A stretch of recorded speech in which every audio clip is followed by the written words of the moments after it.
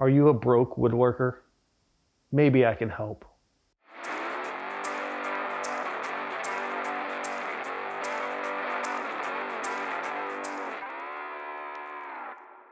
What's up YouTube? Billy here, back in the shop. We're all a little bit broker right now that the holidays are over with.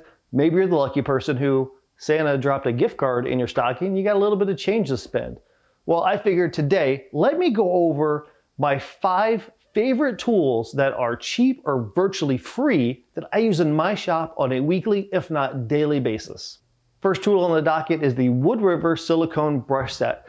It is a set of 5 silicone brushes. Each one of them has a different shaped head to it, and these things are near indestructible, it seems. I've had a pack of them for a couple years now. I use them for almost every glue up in my shop. They're fantastic for getting into nooks and crannies and rabbits and dados. So I'm always using these things, and I've used them with just about every type of glue imaginable. Even CA glue, which is really, really tough on brushes. These things have taken it like a champ.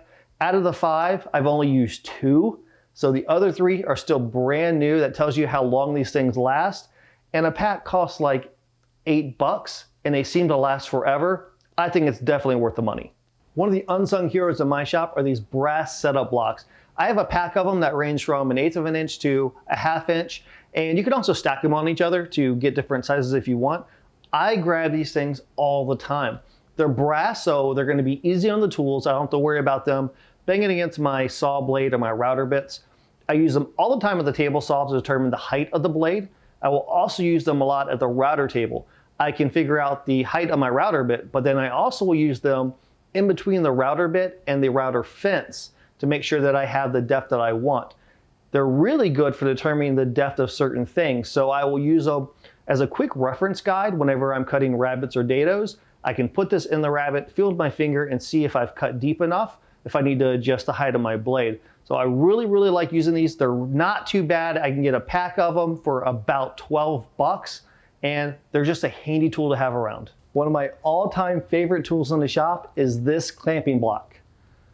I know it seems simple, because it is simple, but I'm telling you, you're gonna wanna make one of these. So this is what it is. A couple pieces of MDF that I sandwiched together, and then I glued MDF top and bottom. Just glued, no nails or screws. I've had it for years. It is rock solid. It takes a beating. Here's why this thing's amazing. It gives you the versatility of clamping without having to have a million different woodworking vices. I can take this, clamp this down to my bench. I have an elevated work surface now. I can do chisel work on here if I want to. I can clamp something to the face, and now my workpiece is higher. I can cut dovetails. I can clamp stuff to the side of this. I've clamped bolts, other pieces of metal, and then hand sawed it. I've clamped pieces on here and then used hand planes on it. You can turn it on its edge. Now it's even higher for doing certain work. So it's a really versatile tool. It makes clamping things a breeze, and all it cost was a couple pieces of MDF and some drops of glue.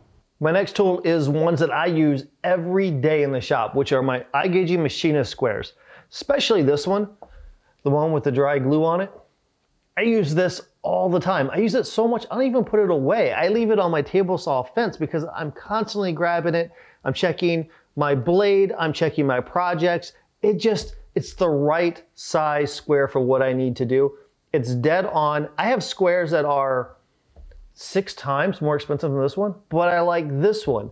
It feels good, it works for me. Like I said, it's the right size. This is the one that I grab. Now, I have some other ones here too. I have the 2-inch and I have the 4-inch.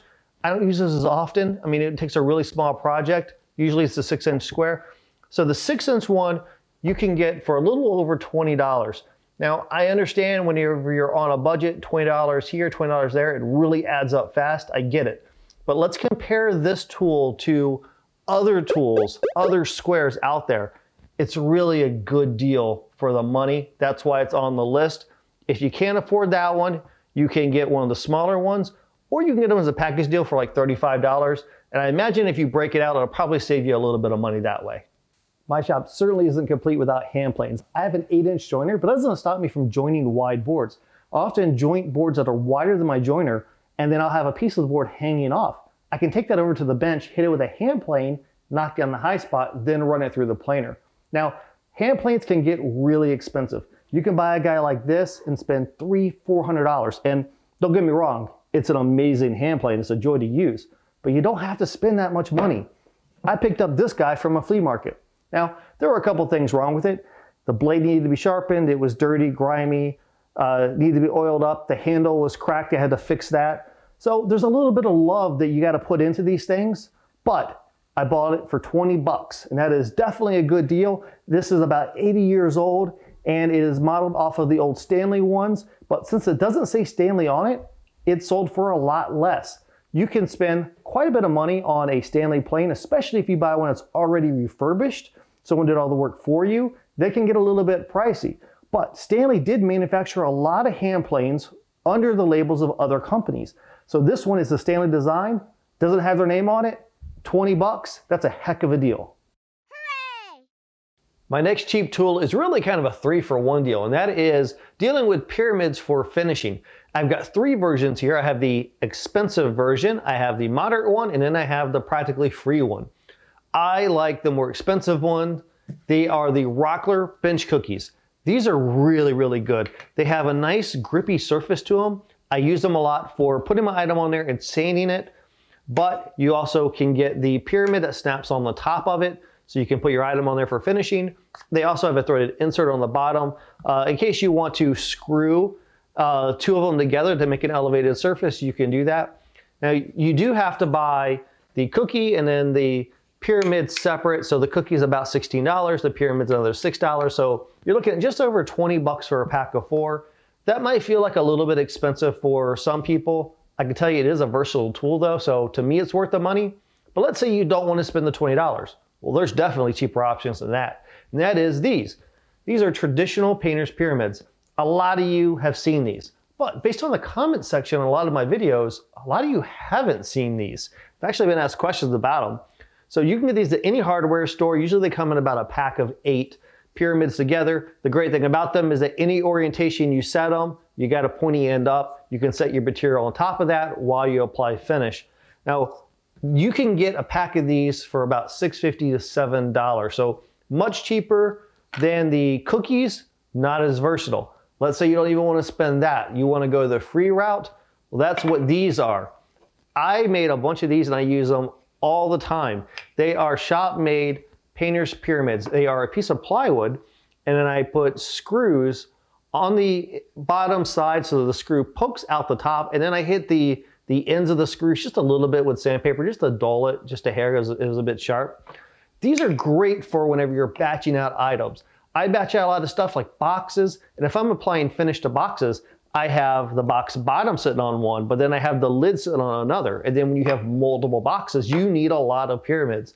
And I'm not gonna spend 20 bucks a pop to do that. So I made a bunch of shop ones. So these are 3 different options for you based off your budget, and all 3 of them have a place in my shop. There you have it, a list of cheap tools that I would not want to work without. Now, if you've got a couple tools that are on the cheaper side, that are your go-to tools, let me know in the comment section below. I would love to be able to hear about them because I'm always trying to keep an eye out for deals. If you like this video, please subscribe to the channel. I put out videos every week, sometimes more than once a week. You better hit the bell notification so you know when I'm going to put out my next one, because it's going to be any day now. And until we meet again, get in your shop and build something awesome.